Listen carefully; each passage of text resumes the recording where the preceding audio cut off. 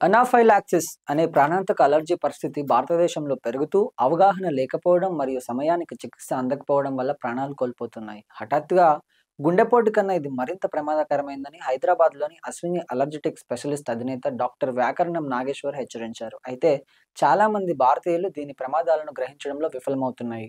హైదరాబాద్‌లోని చిక్కడపల్లిలో ఉన్న అశ్విని అలర్జిటిక్ సెంటర్‌లో ఇటీవల జరిగిన ఒక కేసు అనాఫైలాక్సిస్‌పై అవగాహన మరియు త్వరిత చికిత్స అవసరాన్ని హైలైట్ చేసింది. తన అనుభవాన్ని పంచుకున్న ఒక రోగి, ఒక అనాఫైలాక్టిక్ దాడి నుండి ప్రాణాలు ఎలా దక్కించుకోవాలో వివరించారు.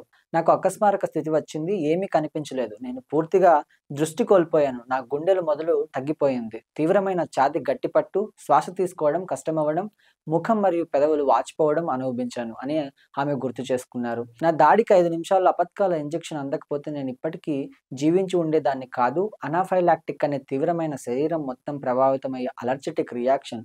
ఇది ఏమైనా ప్రత్యేకమైన అలర్జీతో కొన్ని నిమిషాల్లో సంభవించవచ్చు. దీని లక్షణాలు వేగంగా గుండె కొట్టుకోవడం లేదా రక్తపోటు పడిపోవడం, అకస్మారక స్థితి, ముఖం, పెదవులు, నాలుక లేదా గొంతు వాచిపోవడం, ఛాతీ గట్టిపట్టు లేదా శ్వాస తీసుకోవడంలో కష్టం, కడుపు నొప్పి, మలబద్ధకం, వాంతులు, శరీరం మొత్తం దద్దుర్లు. చికిత్స లేకపోతే అనాఫైలాక్సిస్ శ్వాస తీసుకోవడం విఫలం, గుండెపోటు మరియు మరణానికి కూడా దారితీస్తుంది.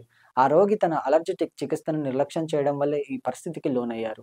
ఇప్పుడు ఆమె అశ్విని అలర్జిటిక్ సెంటర్‌లో మోడిఫైడ్ అలర్జిన్ స్కిన్ ఫ్రీ ట్రీట్మెంట్ తీసుకుంటున్నారు. ప్రత్యేకమైన ఆహార మరియు పర్యావరణ అలర్జీలను గుర్తించి అడ్వాన్స్డ్ అలర్జిటిక్ స్పెషల్ సిబ్లింగల్ ఇమ్యూనిటీ థెరపీ అనే ప్రణాళికను ప్రారంభించారు. తద్వారా భవిష్యత్తులో అలర్జీ తీవ్రత తగ్గేలా చేస్తుంది. ఈ అనుభవం నాకు ఒక కొత్త హెచ్చరికగా మారిందని ఆమె అన్నారు. అందరికీ నా విజ్ఞాపన, అలర్జీ లక్షణాలను నిర్లక్ష్యం చేయకండి మరియు ఎలాంటి లక్షణాలు కనబడితే వెంటనే వైద్య సహాయం పొందండి. హెచ్చరికలను పట్టించుకోండి. మీరు లేదా మీకు తెలిసిన వారిలో ఎవరైనా అనాఫైలాక్టిక్ లక్షణాలను ఎదుర్కొంటే తక్షణమే వైద్య సహాయం పొందాలని నిపుణులు హెచ్చరిస్తున్నారు.